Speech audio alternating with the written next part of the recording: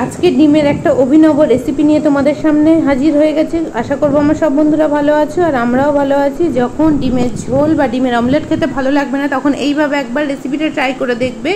আশা করবো ভালো লাগবে আর অল্প ডিম দিয়েও অনেকজনকে আপ্যায়ন করতে পারবে। তো দেখো, আমি প্রথমে ফ্রাই প্যানে দিয়ে দিলাম সর্ষের তেল। এখানে নিয়ে নিয়েছি বড় চামচে 2 চামচ বেসন, আদা আর কাঁচা লঙ্কা পেস্ট, টমেটো পেস্ট আর শুকনো মশলা হিসেবে নিয়েছি কাশ্মীরি লঙ্কার গুঁড়ো, শুকনো লঙ্কার গুঁড়ো, হলুদ, জিরের গুঁড়ো, ধনের গুঁড়ো, নুন। আর এখানে নিয়ে নিয়েছি মিডিয়াম সাইজের দেখো 3টে পেঁয়াজ, লঙ্কা কুচি, রসুন কুচি। তো এইগুলোই হচ্ছে আমার লাগবে মশলা হিসাবে। তো চলো এখন মূল রেসিপিতে যাওয়া যাক। স্কিপ না করে দেখতে থাকো, আশা করবো ভালো লাগবে রেসিপিটা। স্কিপ করলে অনেক কিছু মিস করা যাবে। তো এখানে দেখো আমার সর্ষের তেলটা দেখো ফ্রাই প্যানে গরম হয়ে গেছে। ভালো করে ফ্রাই প্যানে মাখিয়ে নিলাম, জিরে ফোড়ন দিয়ে দিলাম আর এখানে নিয়ে নিলাম দেখো চিনি। আর এখন আমি পেঁয়াজ ভাজতে দিয়ে দিয়েছি আর রসুন কুচিটাও দিয়ে দিচ্ছি। তোমরা এটা পেস্ট করেও দিতে পারো, আমি এইভাবেই দিয়েছি। দিয়ে এবার পেঁয়াজগুলোকে ভালো করে ভেজে নিচ্ছি।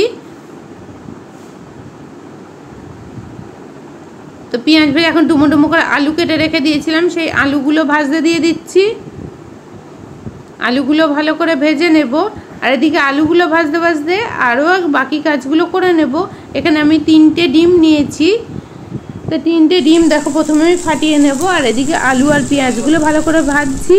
তো ডিমগুলো ফাটিয়ে নিয়েছি। এখন আমি যে 2 চামচ বেসন নিয়েছিলাম সেই বেসনটা দেখো আমি এর মধ্যে দিয়ে দিলাম। একসাথে দুটো কাজ করলে তাড়াতাড়ি হয়েও যাবে কাজটা। স্বাদ মতো নুন দিয়ে দিচ্ছি, একটু লঙ্কার গুঁড়ো দিলাম আর এখন কেটে রাখা পেঁয়াজ আর লঙ্কা কুচিগুলো এর মধ্যে দিয়ে দেব। এটা একটু নতুন ধরনের রেসিপি, খেতে বেশ ভালো লাগবে, অবশ্যই একবার ট্রাই করে দেখবে।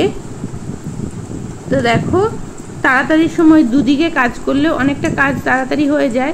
তো চামচ দিয়ে এটা প্রথমে মিক্সড করছিলাম। এখানে দেখো আমি আদা আর লঙ্কা পেস্টটা দিয়ে দিলাম। আলুগুলো প্রায় ভাজা হয়ে গেছে, এর থেকে বেশি ভাজলে ভালো লাগবে না।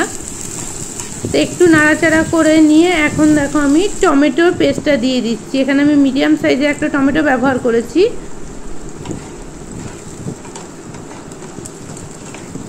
তো এইটাও ধরো ভালো করে মিশিয়ে নিচ্ছি। আর যে শুকনো মশলাগুলো নিয়েছি একটা বাটির মধ্যে মশলাগুলো সমস্ত ঢেলে নেব, নিয়ে জল দিয়ে একটা পেস্ট বানিয়ে নেব।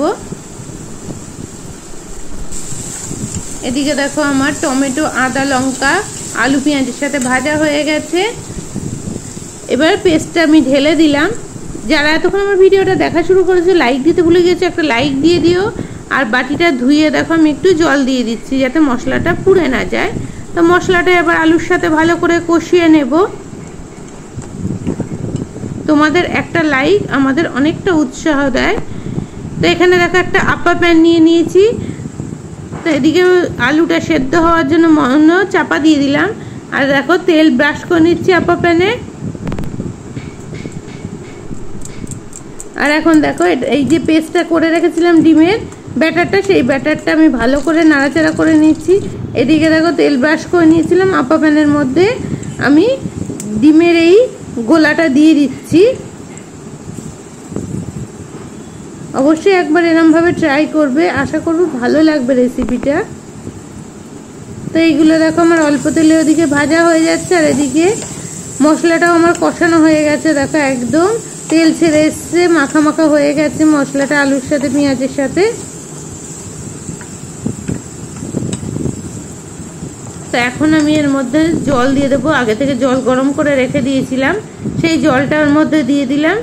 দিয়ে আলুটা সেদ্ধ হওয়ার জন্য চাপা দিয়ে দেব।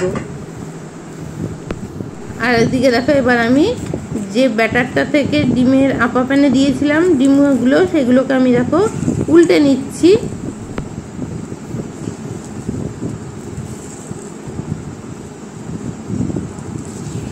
এগুলো নিজেরা নিজেদের মতো স্বাদ মতো করে নেবে, কেউ হালকাও ভাজতে পারো। আমার এইগুলো একটু কড়া ভাজা হয়েছে।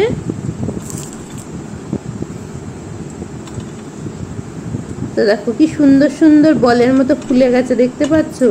এগুলো এমনিও কিন্তু যদি আমরা ডাল দিয়ে খাই তাহলেও ভালো লাগবে খেতে, আর এইভাবে খেলে তো ভালো লাগবেই। তো আমার সমস্তগুলো ভাজা হয়ে গেছে, দেখতে পাচ্ছ 3টে ডিমে কতগুলো হয়েছে। আলু সেদ্ধ হয়ে গেছে দেখতে পাচ্ছ। এখন আমি ডিমের যে বলগুলো রেডি করে রেখেছিলাম ওইগুলোকে ঢেলে দিলাম। ঢেলে একটু ফুটিয়ে নেব, তাতে রসটা ভেতরে অবধি ঢুকে যাবে। আর নরম, এমনি নরম দেখতে পাচ্ছ। তা নাড়াচাড়া করে নিচ্ছি একটু।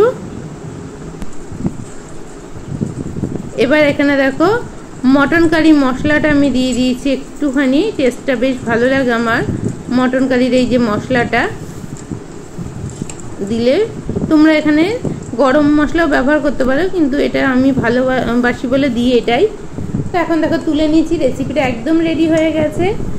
কত সুন্দর হয়েছে দেখে বুঝতেই পারছো, আর কালারটা দুর্দান্ত হয়েছে।